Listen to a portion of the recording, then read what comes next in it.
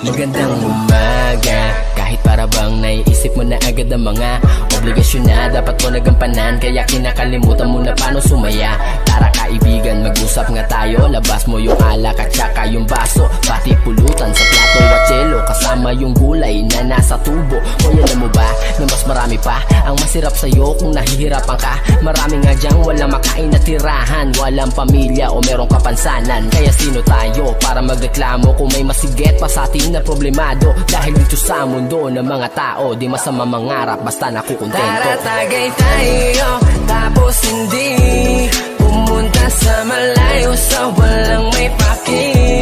Malalagpasan mo rin ang lahat ng